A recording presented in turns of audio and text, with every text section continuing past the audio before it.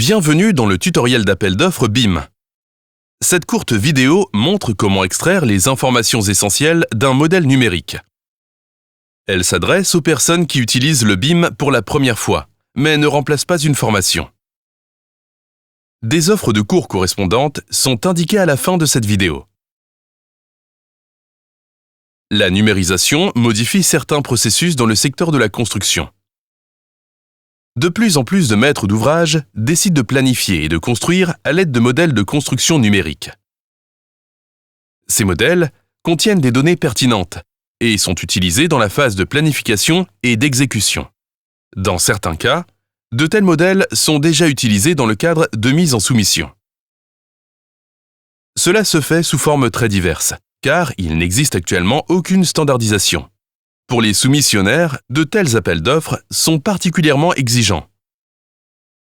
Cette vidéo montre, à l'aide de deux exemples, quelles informations peuvent être extraites d'un modèle numérique et de quelle manière.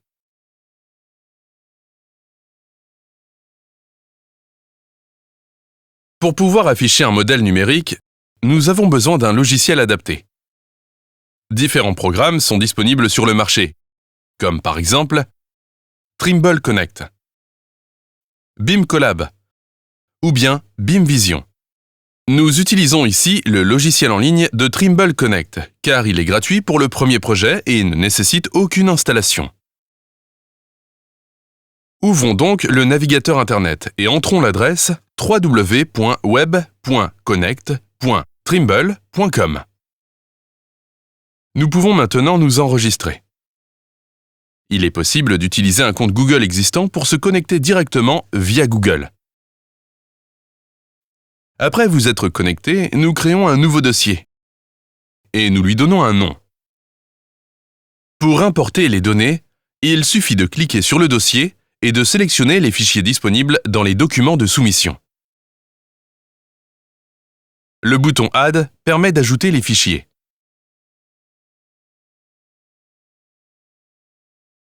Dans cet exemple, il s'agit de fichiers avec l'extension IFC, que nous chargeons via l'action Glisser-déposer. Sélectionnons à présent un fichier pour l'ouvrir. Un projet de construction de route s'affiche, sans qu'aucune information ne soit visible pour l'instant. Examinons d'abord les principales étapes de navigation. En appuyant sur la souris, le modèle peut être déplacé sur les axes X et Y. Faisons maintenant une coupe transversale en utilisant le symbole des ciseaux dans la barre de menu.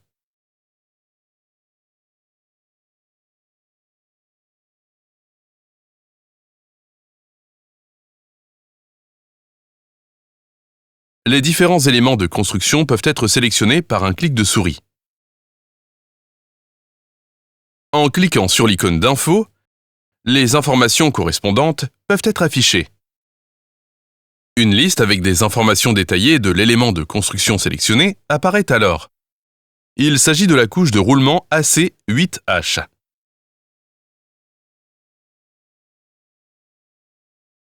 Des données reconnaissables sont, par exemple, la surface, area, le volume en mètres cubes. En multipliant le volume de 184 mètres cubes par le facteur 2,4, on obtient 440 tonnes pour la phase de construction 1.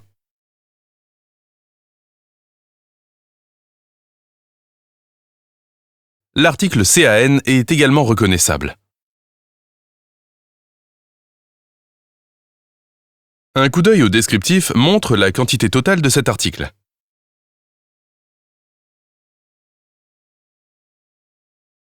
Voici un autre exemple. Il s'agit ici d'un appel d'offres pour un entrepreneur total, sans descriptif classique. Le défi pour l'entrepreneur consiste à extraire toutes les informations nécessaires du modèle. Faisons à nouveau une coupe transversale de la route.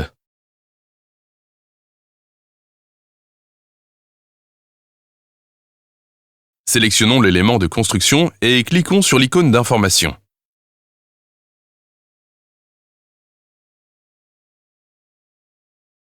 Il s'agit dans ce cas de travaux de fraisage. Nous y trouvons différentes informations comme l'unité, la quantité et le prix unitaire. Pour pouvoir sélectionner le composant suivant, le composant au-dessus doit être masqué. Pour ce faire, cliquons sur l'icône en forme d'œil. Nous voyons maintenant le revêtement à démolir. Le catalogue des prestations pour chaque élément de construction se trouve sous l'attribut « Description ». La prestation à fournir est décrite ici.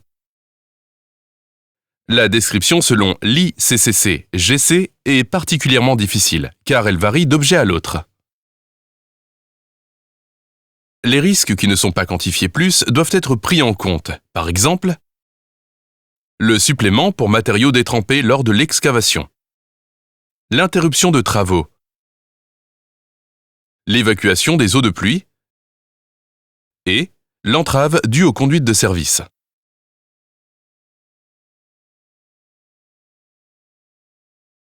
Il convient d'être particulièrement vigilant quant aux indications sur les quantités. Prenons l'exemple d'un mur de soutènement. La surface indiquée est de 36 mètres carrés. Nous constatons que l'indication de la surface correspond à la surface totale du mur de soutènement. L'outil mesuré permet de vérifier cette valeur. La surface de coffrage effective doit être déterminée séparément. Puisque la détermination des quantités est décisive, nous allons maintenant nous y intéresser de plus près. Dans la mesure où le modèle contient des valeurs quantitatives, celle-ci se trouve également dans la liste des données. Pour y accéder, cliquons sur le symbole correspondant. Un tableau apparaîtra que nous pouvons adapter à nos besoins. Affichons d'abord tous les objets. Adaptons les colonnes de manière à afficher les informations souhaitées. Le tableau contient maintenant les informations souhaitées. Il est possible de les exporter dans un fichier Excel pour les traiter ultérieurement. Pour ce faire, cliquons sur le symbole avec les 3 points et sélectionnons Exportation CSV. Un fichier Excel est alors créé. Ouvrons maintenant ce fichier. Les données doivent désormais être rendues lisibles. Répartissons les informations sur plusieurs colonnes avec la fonction texte en colonne. Pour ce faire, activons la case à cocher sous virgule et cliquons sur Suivant. Maintenant, les données sont lisibles et peuvent être utilisées pour le calcul. Nous sommes arrivés à la fin de cette présentation et espérons vous avoir donné un aperçu de l'utilisation des modèles numériques. Comme nous l'avons mentionné au début, nous vous recommandons l'offre de cours suivante. Le campus CERCI propose différents cours sur le thème du BIM et de la construction numérique.